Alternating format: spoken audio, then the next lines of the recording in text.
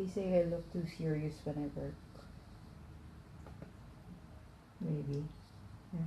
Yeah. Yeah, I think so.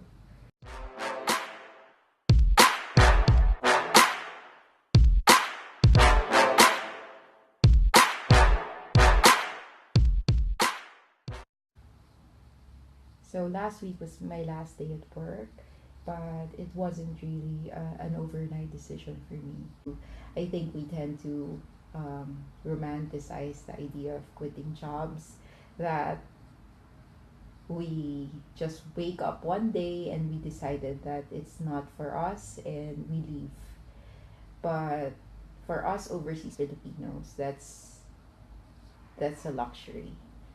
We don't get to have that luxury because we will always have to think about so many things. Like we always have to think about what's going to happen next, how will we be able to support our families, how are we going to stay in the host country without a job.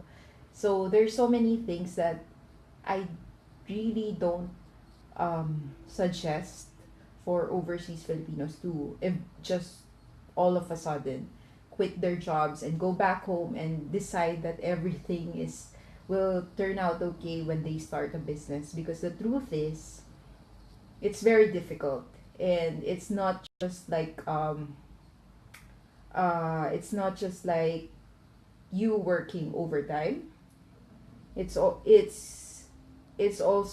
will also require you a lot of capital financially, and this is what really happens. It actually is a reality that when an overseas Filipino goes back to establish a business, even the smallest one, and it doesn't earn for months and sometimes years.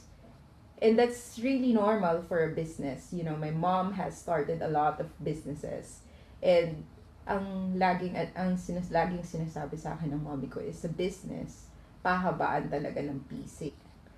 That means you really need to have capital, because there's really there are, when especially when you're starting out, it will really not earn, because you're still establishing it, you're still establishing your brand, you're still establishing you're still getting to know what products or services you have to offer. So that one, you really have to plan ahead. And for us, for me, for in my case, um, my our business started way back in 2013. So that was after I gave birth, and um, while I was on maternity leave, I was thinking of how I can transition gradually to, something that I love to do, but at the same time will give me more freedom to be with my kids. Because here in Taiwan, it's actually quite complicated um, to have a family here, because especially for foreigners, because if we really just depend on each other, my husband and I, and we have less support system. So it's really just us taking care of the kids if they're not in the daycare, and after work, because if we hire a nanny, it will be so expensive, and we can't hire a foreign nanny, we can't hire a Filipino nanny, and it's very difficult. So I was really mm, thinking about how I can gradually transition. And one thing that I thought about was to go back to writing, creative writing. Um, and so but it wasn't a business. I wasn't thinking about having a business. And so I started writing Abroad Me. and so that I could share to young overseas Filipinos the things that I've learned. But it's really just, you know, um, about me sharing. It's not really about, oh, I want to be a publisher, or I want to be an established author. It's not, I really did, I want to earn money. I really, it was the last thing that I had in mind, or I even didn't think of it actually. But then what happened was when I finished the book, um, so this is the book.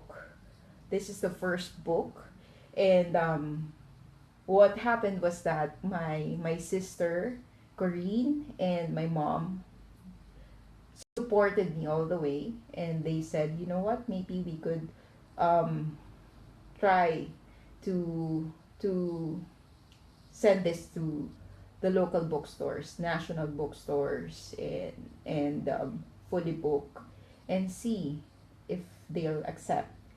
And we have really no idea how to do it actually. And I really didn't know how they were able to do it.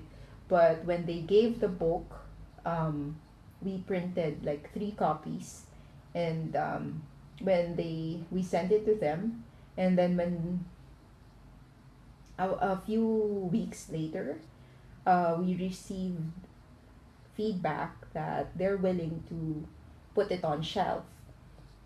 And at that time, I wasn't really ready. So I was really I didn't know. I actually wasn't prepared to that it will be something.